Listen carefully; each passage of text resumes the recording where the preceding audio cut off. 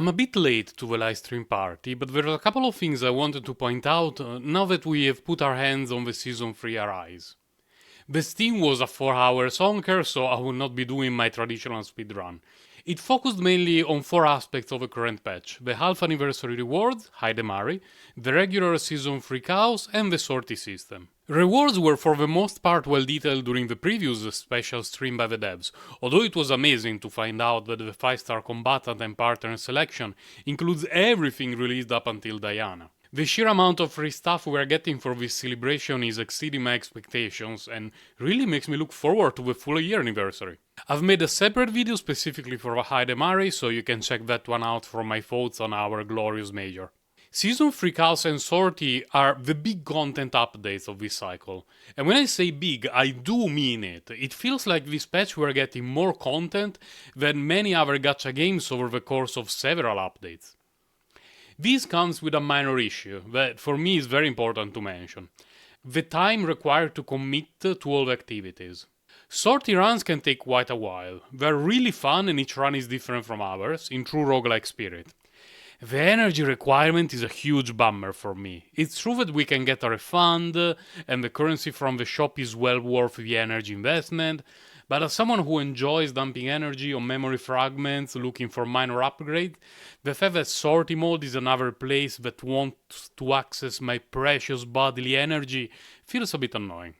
In addition to playing sortie mode and trying to pillage its shop, the regular Season 3 Chaos is also stacked with content. Just like the previous cycles, we get 3 Nebula bosses, the Great Rift, the main story, and we want to grind the currency to purchase stuff from a new shop. If you want to target some really specific, secret and illegal save files, this is another huge time sink.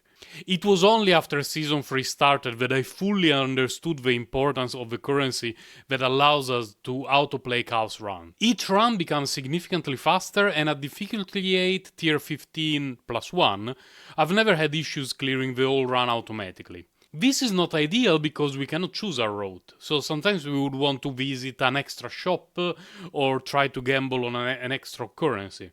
But it's usually good enough to get a solid save file that may require minimal editing. For example, I got an excellent save file for Orlea, but I had the wrong epiphany for Softy.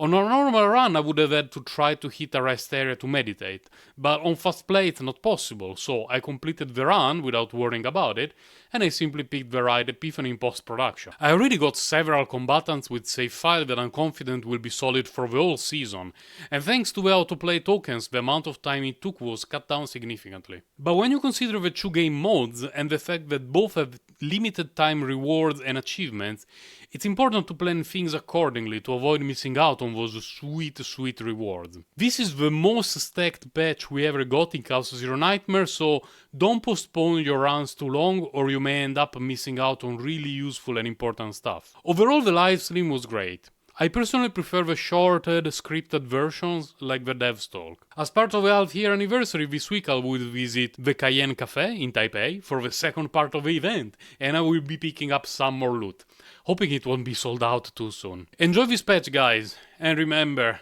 time is ticking.